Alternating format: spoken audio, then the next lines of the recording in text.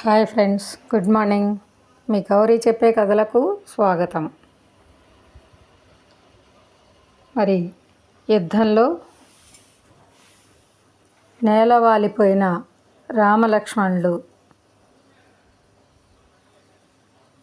చూసి అందరూ కూడా తల్లడిల్లిపోతున్న సమయంలో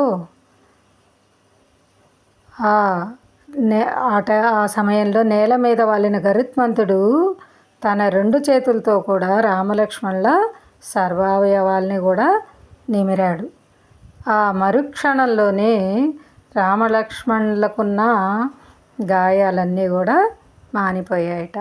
మరి అంతేకాకుండా వారి దేహాలకు ముందరున్న వర్చస్సు అంతా కూడా వచ్చి చేరిపోయిందిట.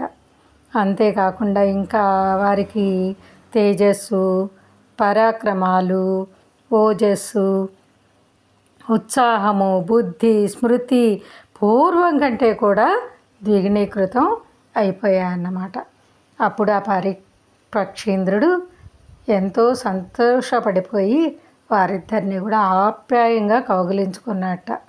మరి అప్పుడు రామచంద్రులు ఇద్దరూ కూడా ఆ దివ్య వస్త్రాభరణాలు చూసి, ఆ రూపం చూసి, నువ్వెవరు మహాపురుష అని అడిగారట.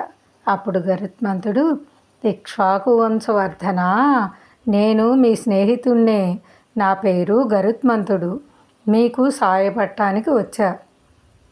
ఇప్పుడు మిమ్మల్ని బంధించిన ఈ నాగులను విడిపించడానికి ఎవ్వరికి సమర్థత లేదు. సురేంద్రుడు కూడా సమర్థుడు కాడు. మరి ఈ నాగాలు క్రూరమైన విషం గల కద్రువ సంతానం. ఇంద్రజిత్తు మాయ వల్ల బాణాలయ్యి మిమ్మల్ని పట్టుకున్నాయి.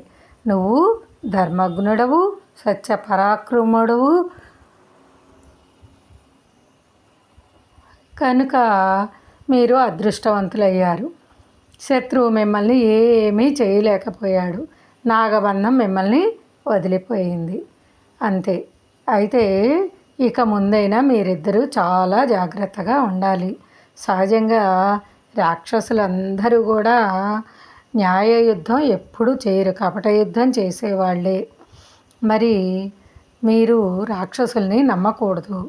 ఇలాంటి కుయుక్తులతోనే వాళ్ళు మిమ్మల్ని బంధిస్తారు అని చెప్పి మళ్ళీ రాముణ్ణి కౌగిలించుకొని ఇక వెళ్ళి వస్తాన్ని అందుకొని ఆయన హస్తాన్ని అందుకొని ఆయన శరీరాన్ని నిమిరి, రామా, నువ్వు ధర్మజ్ఞుడివి, శత్రువులను కూడా ప్రేమిస్తావు, మరి నీకు నేను ఎలాగ స్నేహితుడయ్యానో అంతా నీకే తెలుస్తుంది అని చెప్పి రావణుణ్ణి సంహరించి నువ్వు సీతను పొందడం మాత్రం తథ్యం అని కూడా చెప్పి రామలక్ష్మణుల చుట్టూ తిరిగి ఆకాశానికి ఎగిరిపోయాట.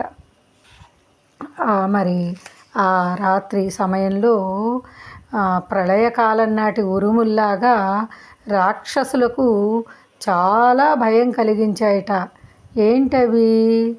వానరులు రామలక్ష్మణులను చూసి వేసిన కుప్పిగంతులు, సింహనాదాలు, బేరీలు, మృదంగాలు, తొడల చరిచే దెబ్బలు, భుజాల్ని చరిచే దెబ్బలు, మరి ఇవన్నీ కూడా చూసి రాక్షసులకి చాలా భయం కలిగిందిట. మరి అప్పుడు రామరావణ యుద్ధం చూద్దామని వచ్చిన అగస్త్య మహర్షి రాముడు చింతాక్రాంతుడై ఉండడం, రావణుడు మళ్ళీ యుద్ధం చేయడానికి రాముని ముందుకు వచ్చి నిలవడం చూసి మెల్లిగా రాముణ్ణి సమీపించి, రామా, ఈ సనాతనము పరమరహస్యము అయిన మంత్రం ఒకటి నీకు చెబుతాను విను.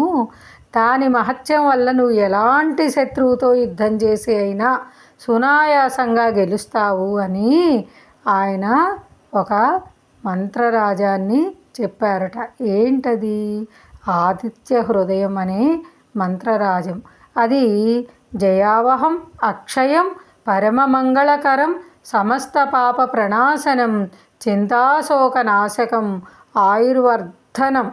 మరి దేవాసురులు నిత్యం పూజించి మొక్కుకునే సూర్యుణ్ణి నువ్వు కూడా ఆరాధన చెయ్యి. రామా, ఈయనే జగత్తు నాశనం చేస్తాడు. మరి ఆపదల్లోనూ భయాల్లోనూ బాధపడకూడదు. ఏకాగ్రచిత్తంతో ఇతన్ని పూజించు.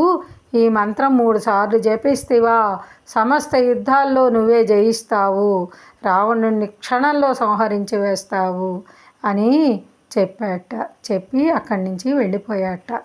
మరి అది విన్న రాముడు దిగులు విడిచి స్వస్థచిత్తుడైపోయాట. మరి శుచి కోసం 3 సార్లు ఆచమించి ఈ ఆదిత్య హృదయాన్ని జపించాడు. తర్వాత ధనస్సు పుచ్చుకొని రావణుణ్ణి క్రోధంగా చూస్తూ యుద్ధానికి సిద్ధపడ్డాట. రావణుణ్ణి సంహరించి తీరాలి అని దీక్ష బట్టి ఏకాగ్రతతో యుద్ధానికి సన్నద్ధుడయ్యాడు. రాముడి యొక్క పట్టుదలకు ఆనందించే ఆదిత్యుడు ఆశీర్వపూర్వకంగా రావణుడు అవశ్యం నశిస్తాడు, తప్పదు, త్వరపడు అని ప్రోత్సహించాట. మరి అప్పుడు ఆ పరిస్థితిని గమనించిన మాతలి, రఘురామ, ఏమీ తెలియని వాళ్ళలాగా వాడిని ఎందుకు ఉపేక్షిస్తావు? దేవతలు నిర్దేశించిన రావణుని యొక్క అంత్యకాలం వేచి చూస్తోంది, బ్రహ్మాస్త్రంతో వీడిని వధించు అని చిన్నగా హెచ్చరించాట మాతలి. ఆ మాటతో రాముడికి జ్ఞాపకం వచ్చిందిట.